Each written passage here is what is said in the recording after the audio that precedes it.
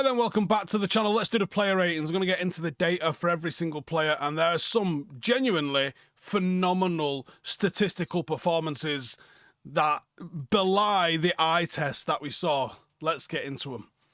First then, we're going to give Bayindir 5 out of 10. He wasn't really directly at fault for either goal, but he didn't really do anything else. He made 2 defensive actions, both clearances, 15 out of 18 passes. It was conservative, it was cautious, and he slowed us down. So that set the tone a little bit for what ended up being quite a lethargic performance. Mazraoui gets a 6.5 out of 10. I thought he struggled at times with Kudus running at him, but when you look at the stats, statistically, this is an outrageous performance, but he's still only getting a 6.5 because everything else that happened in the game, and he was guilty of not trying to penetrate with his passes as well. But I'm going to read these stats out because what an unbelievable game he had. 10 clearances, 7 tackles, 9 out of 9 of his duels, 94% pass accuracy with 64 out of 68 passes. That would be like an actual ridiculous performance if it wasn't for the fact that you actually saw the game and you know that it wasn't a ridiculous performance. There was too much sideways and backwards distribution. And there was still more that he could have done defensively. But statistically, outrageous performance from Mazraoui. And the 9 out of 9 duels, that he was probably the only person that was doing that on the team. Everybody else was lacking that a little bit. Lenny Euro, 6 out of 10. Pre-injury, he was looking all right. 41 out of 42 passes. We know that's what you get with him when it comes to distribution. Again, his was sideways and backwards as well. There was so much sterile possession from us. He did have 3 successful tackles. He was engaging defensively, but ultimately it wasn't his best performance. And the injury is the most sort of noteworthy thing about what happened with him, because we was definitely going to be needing him come the final, and now we're not going to have him, it doesn't look like. Luke Shaw, 5 out of 10. Shaw was emblematic of the entire sort of passive style from the rest of the team. 97% of his passes, like you'll notice that this entire back line has completed nearly all of its passes because it was really, really safe. And the fact that we were really, really safe just shown how poor we were at progressing the ball through the thirds. It was slow. It was such a snooze fest of possession. Totally choosing sideways passing. Defensively, only made a single clearance. Didn't have any tackles, no interceptions, didn't win any duels. Totally passive performance from Luke Shaw. 5 out of 10. Amad Diallo, 7.5. Now, he was the standout performer in terms of effort and creativity. Again, strong pass completion, 37 out of 40. He did create 2 big chances. He had 5 key passes. He made 5 dribbles. He was constantly looking to force the issue, but his energy contrasted with everybody else's. He is the only one that I came away from the game yesterday saying he's the only one that I thought actually looks like a United player in this game, for good reason. Ugarte, it was a poor showing from Ugarte. Critical error that led to West Ham's second. His passing accuracy was... It's acceptable, to be honest, but again, there was no tempo, no rhythm to it. It was 24 out of 28, which isn't horrendous, but there was minimal forward momentum. Defensively, he won 2 out of 3 duels, which is, it's not the fact that he won 2 out of 3, it's the fact that he was only involved in 3. For a player that's known for his physicality and his work rate, how are you only involved in 2 duels? Like, his inability to control midfield was one of the reasons why Manchester United lacked a competitive edge. So 4 out of 10 for a guy. Mainu, 4.5. Mainu sort of epitomised the confusion that we saw in midfield. Visibly uncertain about where he's meant to be. He did complete 88% of his passes, but that's because he's a technically good player. And his passes, for a change, actually lacked penetration and imagination. He struggled physically. He only won 3 out of 9 of his duels. You know, he's just not suited to being one of the deeper players when it comes to it being a very physical, transition-based kind of game. He didn't look like he knew what he was supposed to do, and he wasn't able to execute what he was meant to do. So 4.5 out of 10. And with Amas as well, 4.5 out of 10. He looked uncomfortable. He lost possession 14 times, wasn't assertive in his challenges.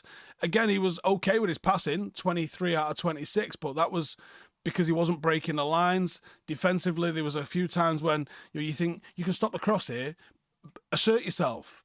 Like, I think Amas is showing real good potential, and I'm conscious of how young he is, and I like him. I don't dislike him.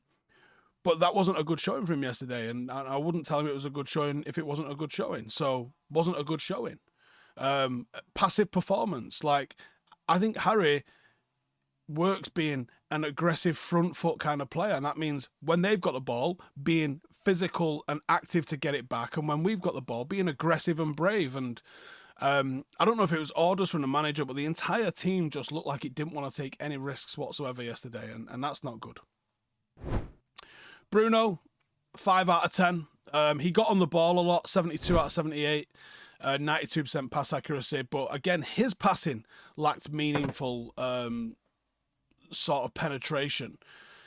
He did create one big chance. He had 4 key passes, so you're getting that like you normally do out of Bruno. But he only won 2 out of 6 of his duels. Again, second balls and tackling and just winning the ball back from this United team just was not there. So 5 out of 10.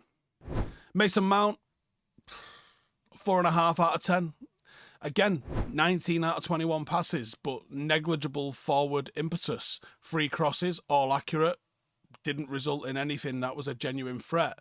Physically, he lacked impact. Only 3 out of 7 of his duels. There was intensity that he brought, first half at least, but then that faded. Maybe that's a fitness thing. And the indifferent sort of performance from him epitomised everybody else's. Rasmus Hojlund, for me, a very troubling performance. 3.5 out of 10. Failure to convert either of the 2 major opportunities that he got. We're given a total XG of 1.31.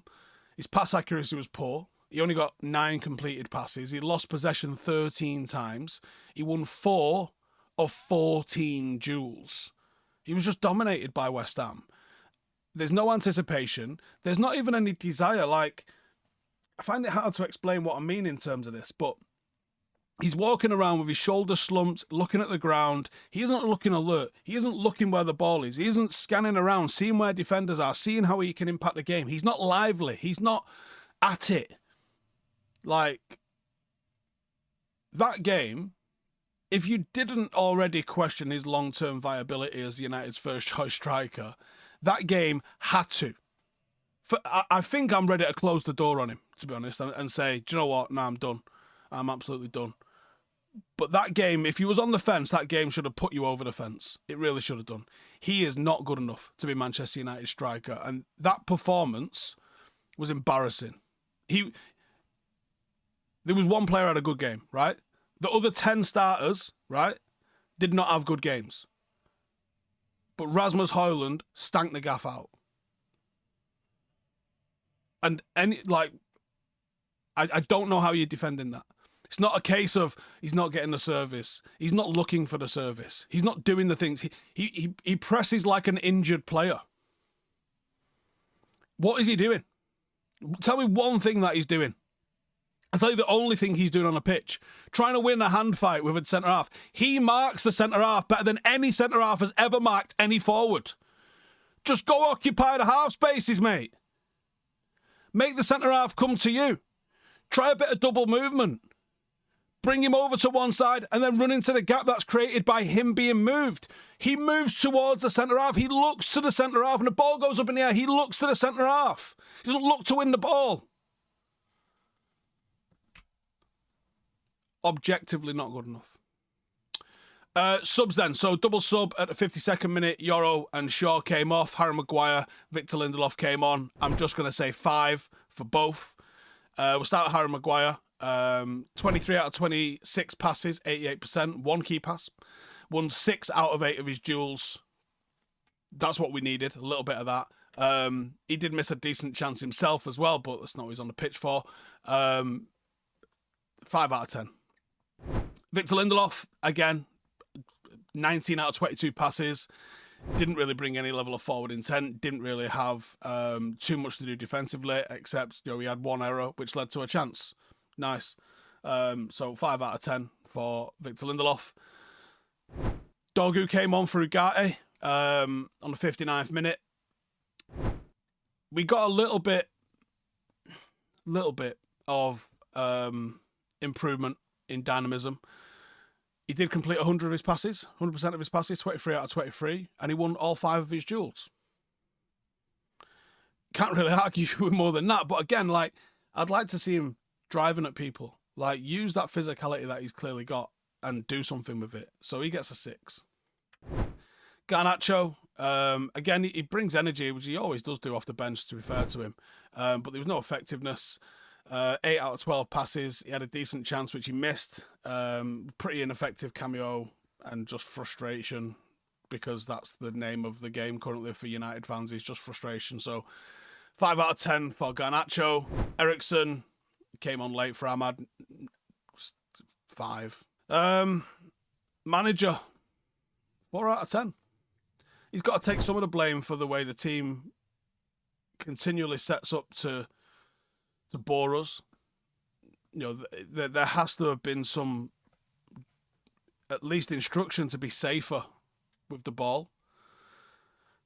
Hindsight is 2020, but maybe Euro shouldn't have played. Now, he was going to play at some point, I guess. You could get injured in training, you can get injured walking to the coach, you can get injured in a match. He needed to play either this game or the Chelsea game for sure. You couldn't have just rested the entire squad. It doesn't work like that. But the fact is, you've played a player that we needed. You've already got basically an entire first choice defence out. You can't just say, never mind. You have to shoulder a little bit of blame for that. Maybe you could have hooked him at half time. Jesus Christ, I've never known a manager make more defensive centre-half substitutions in my life, and yet we needed an injury for him to make one in this meaningless game that we'd already fucking lost. So he gets a little bit of blame for that. Otherwise, let me know your thoughts on how all of that played out, and I'll see you tomorrow. Laters. Hey, thank you for watching the video. If you are new around these parts, then don't forget to subscribe. My channel is proudly supported by my community on Patreon. If you'd like to get a little bit of extra content, a Discord group, meetups, five-a-side games, weekly podcasts, behind the scenes, and even an occasional bit of transfer news as and when I get it, then for the price of a pint, you can show your appreciation for the content that we make and get some goodies for doing so as well. Check the link in the description or click the button right here. You'll also find all of my socials here too if you want to follow me on any of those platforms. Nice one.